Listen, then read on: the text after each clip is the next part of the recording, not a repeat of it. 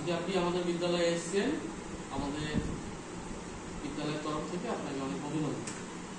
আমরা সিদ্ধান্ত নিয়েছি প্রত্যেক অভিভাবকের সঙ্গে আমরা আলাদা আলাদা মিট করবো বাচ্চাদের উপস্থিতি।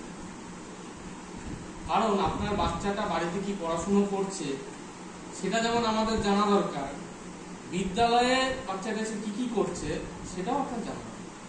আমরা আপনার দুজনাই বাচ্চার অভিভাবক, আমরা ঐক্যবদ্ধভাবে বাচ্চাটাকে যাতে আরো তার জীবনটা সুন্দর হয় সেই জন্য আমাদের দুজনারই সেই প্রচেষ্টা চালাতে হবে দুই দিক থেকে। আপনাকে আজকে ওই জন্য বিদ্যালয়ে ডাকা হয়েছে, আপনি এসেছেন, খুব ভালো লাগলো আমাদের। আজকে মধ্যাহ্ন ভোজনে, আজকে আমাদের মঙ্গলবার, আজকে ডাল হচ্ছে, ডিম হচ্ছে, আপনি দুপুরবেলা আমাদের এখানে আলাদা টেবিল আছে গার্জিয়ানদের, খেয়ে যাবেন। এটা আমাদের তরফ থেকে আপনাদের একটা রিকোয়েস্ট রইল।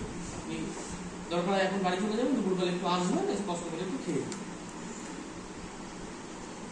আমাদের মাস্টারমশাইরাও যখন খাবে একসাথে আমরা খেয়ে, বাচ্চারা খাবে, বাচ্চাদের আগে আমরা খাবো।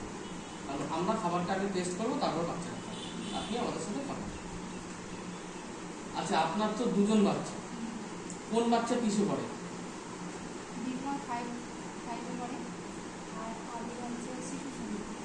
আপনি এটা খুব জানেন, কারণ আমরা বিগত দিনে মিটিং করে দেখেছি অনেক মা জানেই না তার বাচ্চা কোন ক্লাসে পড়ে। এটা আপনি জানেন, এই জন্য আপনাকে অসংখ্য অসংখ্য অভিনন্দন, ধন্যবাদ।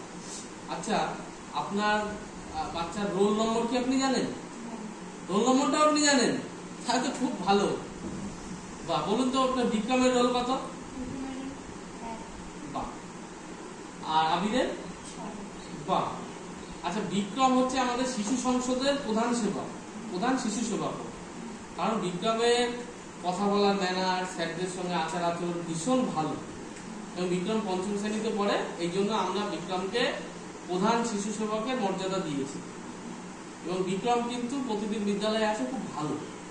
ওকে আপনি সুন্দরভাবে পরিষ্কার পরিচ্ছন্ন করে পাঠান, এটাও খুব ভালো। তবে আবির একটু দুষ্টু, আপনার বিক্রমের থেকে আবির একটু দুষ্টু, ছোট, আস্তে আস্তে শিখতে হবে। আপনি কি জানেন যে বিদ্যালয়ে প্রতিদিন বাড়িতে একটা হোমওয়ার্ক দেওয়া হয়, হাতের কাজ দেওয়া হয়, এগুলো আপনি জানেন? আপনি ওদের সে হাতের লেখা ওরা করে তো, আপনি থাকেন তো? আচ্ছা, সন্ধ্যেবেলা আপনাদের বাড়িতে টিভি আছে? সন্ধ্যেবেলা কি বাচ্চারা টিভি দেখে? আচ্ছা, সন্ধ্যেবেলাও পড়তে বসে তো?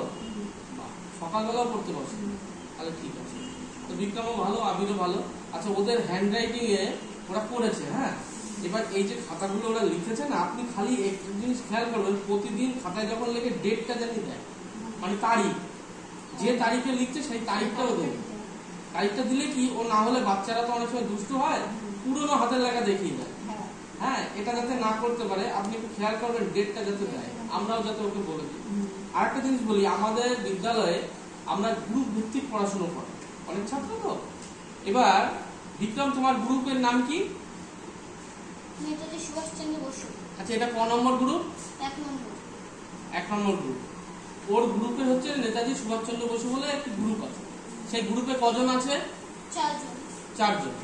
আমাদের প্রত্যেক ক্লাসেই এরকম অনেকগুলো গ্রুপ আছে। 1 নম্বর গ্রুপের নাম কি? নেতাজি সুভাষচন্দ্র বসু। মানে প্রত্যেক ক্লাসে 1 নম্বর গ্রুপে না নেতাজি সুভাষচন্দ্র বসু, এবং সেই গ্রুপে দলনেতা কে? সেই গ্রুপের দলনেতাও। ওর সঙ্গে তোমার সঙ্গে আর কজন আছে গ্রুপে? 3 জন। ওর সঙ্গে গ্রুপে আরো 3 জন আছে। আবির, তোমার গ্রুপের নাম কি? আমার গ্রুপের নাম হলো mother Teresa. Mother Teresa group, তাই তো? হ্যাঁ। আচ্ছা, তোমার গ্রুপের দলনেতার নাম কি? কুন্তল। কুন্তল ধারা ওর গ্রুপের দলনেতা। আচ্ছা, তুমি আরেকটু ভালো পড়াশোনা করবে, তোমাকেও দলনেতা করা হবে, কেমন?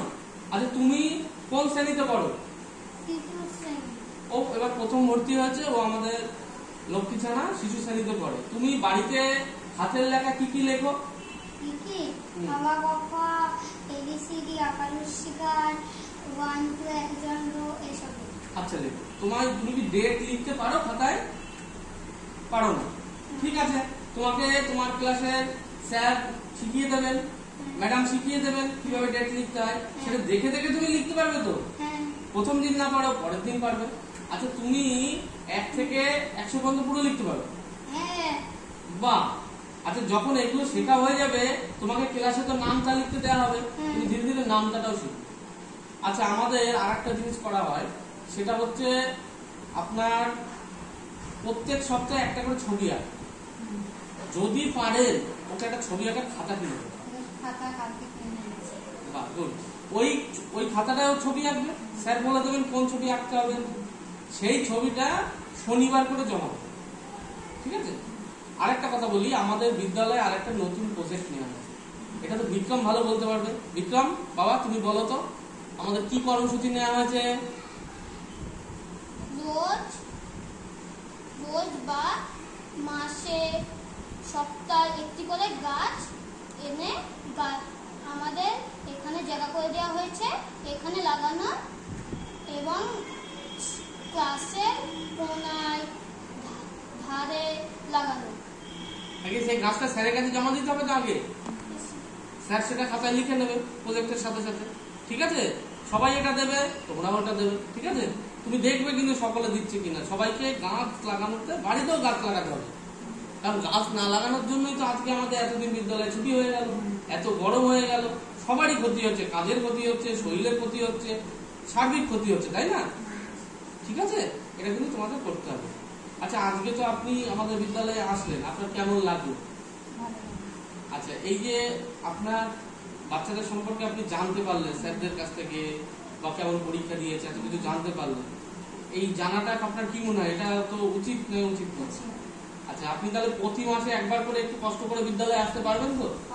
একটা করে দিন আসবেন, এসে স্যারদের সঙ্গে আলোচনা করে ওর সম্পর্কে আলোচনা হবে, আপনার ছেলে যাতে আরো সুন্দর হয়, আরো ভালো পড়াশোনা করতে পারে, সেটা আমরা করব। ঠিক আছে?